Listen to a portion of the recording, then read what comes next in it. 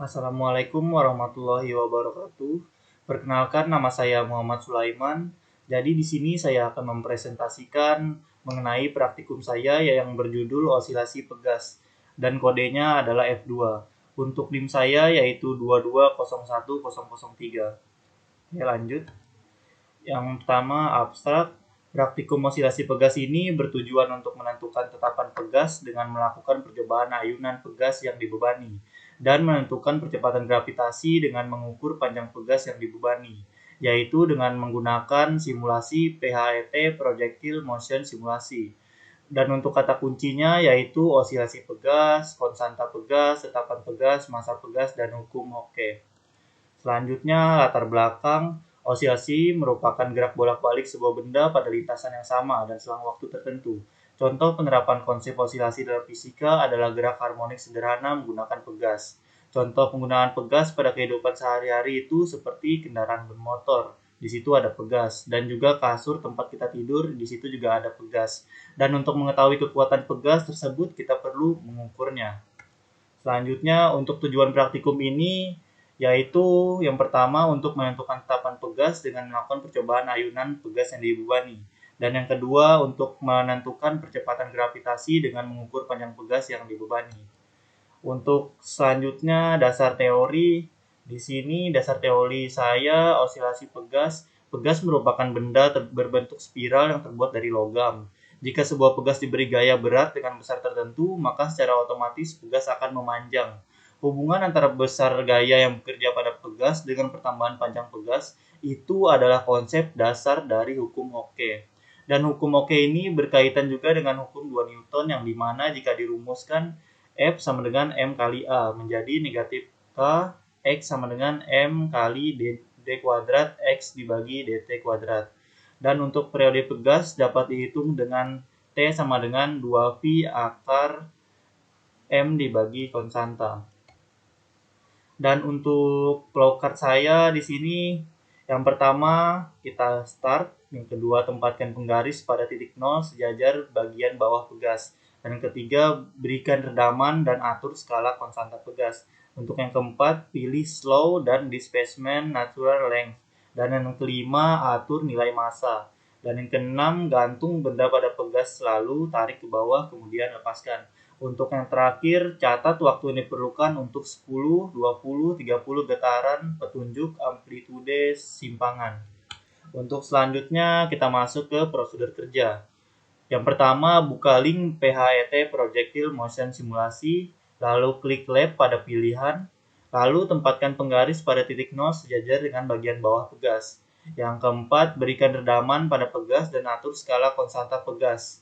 Ini untuk sesuai instruksi dari dosen atau asisten dosen. Untuk yang selanjutnya, pilih slow, pilih mode slow, dan displacement natural length. Dan yang keenam, untuk mengubah massa, gunakan bilah geser pada bagian atas. Atur variasi massa sesuai instruksi, dan atur nilai massa sebelum menempatkan pada pegas. Gantunglah benda pada pegas, lalu tarik tabung itu sedikit ke bawah, dan kemudian lepas. Catatlah waktu yang diperlukan untuk 10, 20, 30 getaran. Petunjuk besar amplitude simpangan sebaiknya hampir sama selama getaran. Dan untuk pengolahan data dari saya di sini data pertama yaitu dari instruksi ASDOS. Untuk string konstannya yaitu 5 di data 1 dan dampingnya itu 0 dan masanya itu 80 sampai 110 kg. Jadi ini kelipatan 2, jadinya 80, 82, 84, 86 dan sampai 110 kg. Gravitasinya yaitu 9,81 meter per second dan untuk getarannya 3. Untuk data 1 dan data 2 ini hampir-hampir sama, yang membedakannya hanya string konstannya. Untuk data 1 itu 5 dan untuk data 2 itu 6. Tadi kan datanya yang pertama itu 80 ya, 80 sampai 110 kan. Jadi untuk datanya dari 80 dulu, spring konstannya di data pertama itu 5, 1, 2, 3, 4, 5. Dan untuk dampingnya tadi 0, gravitasinya sudah benar, ininya diaktifkan, displacement dan natural length-nya tadi. Lalu kita penggarisnya di balik deh. Iya. Sudah gravity waktu, dan ini 80 masanya, kita taruh di sini sampai ke 60. Tadi itu kan simpangannya sampai 60 ya, ini 60. Kita stopkan dulu, taruh ke 60 waktu. Jadi di sini ini mode normal kan yang cepat tadi, ini kita ganti ke mode slow. Jadi waktunya udah hidup, jadi kita hanya dari interupsi asdos itu hanya 3 getaran, jadi cuma kita hitung 3 getaran.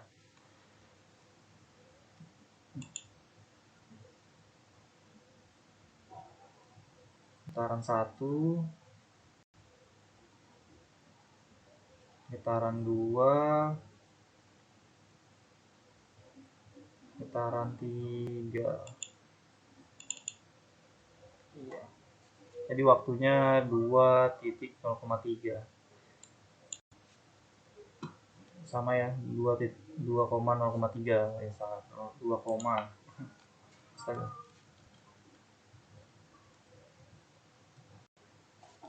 Jadi seperti tadi kita lakukan 80 sampai 110. Jadi di sini saya langsung tampilkan datanya saja. Jadi yang masanya 80, 82 sampai 110, dan untuk waktunya itu teman-teman bisa lihat sendiri di slide-nya 2,03, 2,05 dan seterusnya. Dan juga di sini saya disuruh membuat grafik hubungan M dan T, dan juga hubungan M dan T2. Untuk mencari T itu waktu yang kita dapatkan dari menghitung massa pegas tadi, dan dibagi dengan getaran yang kita lakukan. Itu kan getarannya cuma 3 ya. Jadi waktunya tadi itu dibagi dengan getaran yang 3 tadi. Dapatlah hasilnya seperti pada slide saya ini. Seperti pada data saya ini. Dan untuk T2-nya tinggal kita kalikan saja. Dan untuk grafiknya seperti ini. Untuk selanjutnya string konstannya 6. Jadi kita tadi itu tinggal tambahkan string konstannya jadi 6. Ini kan 5 nih. 1, 2, 3, 4, 5. Jadi tinggal kita tambahkan 6. Dan metodenya sama saja seperti yang saya lakukan tadi. Seperti itu. Untuk datanya seperti ini. Untuk string konstan 6-nya, hubungan M dan T-nya seperti ini grafiknya, dan hubungan M dan T, di sini belum kebuat T kuadrat. Di sini harusnya T kuadrat ya. Selanjutnya kita masuk ke rekreasi linear spring constant 5. Jadi yang untuk N-nya ini nomor data yang kita lakukan dari 80, 82 ini sampai 110 itu totalnya ada 16 data yang kita lakukan. Dan untuk X-nya itu adalah massa. Dan untuk Y-nya tadi itu adalah T kuadrat. Jadi ini T kuadratnya ya, 0,4489. Untuk X kuadratnya itu langsung saja kita kuadratkan di massanya. Dan untuk X kali Y kita kalikan aja 80 kali 0,4489 itu. Jadi dan seterusnya dan totalnya itu kita jumlahkan semua. Jadi untuk rumus konstanta pegas itu adalah konstanta pegas sama dengan 4pi kuadrat dibagi M. Dan untuk M-nya ini bukan massa ya, tetapi gradien. Dan untuk mencari, jadi kan di sini kita belum menemu nih M-nya nih, yang gradiennya nih. Jadi kita jumlahkan semua untuk mencari gradiennya. Ini saya seperti rumus ini yang A1 sama dengan N dalam kurung sigma I sampai N. Itu ya, sama dengan X kali Y. Jadi dan ini 16 jumlah datanya kita masukkan, dan untuk X kali Y ini langsung saja kita jumlahkan 834,8916. Lalu dikurang, di sini harusnya kurang ya. Harusnya kurang. Kurang. Untuk X-nya di sini totalnya 1520 dalam kurung, lalu yang baru 1520 ya. 1520. Lalu sigma Y-nya itu yang Y ini total Y totalnya. Jadi 8,7 berapa tuh 70.371 ya. Dan dibagi N-nya itu jumlah datanya 16 tadi, untuk X kuadratnya langsung saja kita jumlahkan tuh 145.760 dikurang 1.520 kuadrat. Dan hasilnya, ini saya langsung hasilnya aja, jadi hasilnya itu 0,00591. Dan langsung saja kita masukkan ke rumusnya, konstanta sama dengan 4 dikali V kuadrat dibagi M. Dan 4 dikali V 3,14-nya, V itu 3,14 dikuadratkan, lalu dibagi 0,00591. Dan itu dapatlah hasilnya 6673 N per M. Dan untuk regressi linear spring constant 6-nya itu kurang lebih sama saja, cuman berbeda angkanya. Jadi kita masukkan yang X kali Y-nya beda, dan yang beda itu di Y-nya.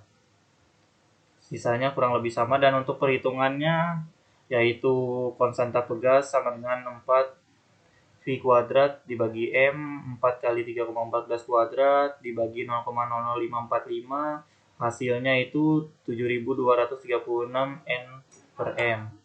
Dan untuk pembahasannya yaitu dari data praktikum yang sudah saya lakukan tadi dapat dilihat bahwa massa beban memiliki pengaruh terhadap periode. Semakin besar massa yang diberikan untuk suatu tugas, maka waktu yang diperlukan akan semakin lama. Dan juga sebaliknya, apabila massa beban yang diberikan lebih ringan, maka periodenya akan semakin cepat. Lalu dapat diketahui bahwa faktor yang mempengaruhi nilai konstanta pegas yaitu massa beban yang diberikan, dan apabila semakin besar massa yang diberikan, maka semakin kecil juga pegasnya.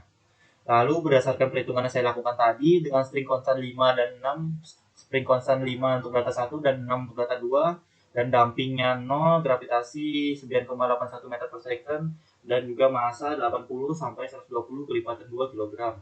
Simpangannya tadi itu 60 cm yang ada di penggaris tadi, dan getarannya itu pantulannya itu sebanyak 3 kali. Kemudian percobaan dan data yang saya catat di tabel, lalu melakukan perhitungan regresi linear menentukan gradien Y sama dengan A1 X plus A0. Setelah dapat hasilnya, maka kita dapat menghitung konstanta pegasnya yang tadi saya lakukan. Dan untuk kesimpulan dan sarannya, untuk kesimpulannya dari percobaan yang telah dilakukan, kita bisa disimpulkan. Dari percobaan yang telah dilakukan, kita dapat simpulkan bahwa hubungan antara pegas dan periode osilasi pegas, yaitu semakin besar nilai periode yang didapatkan, maka semakin kecil nilai konstanta yang didapat.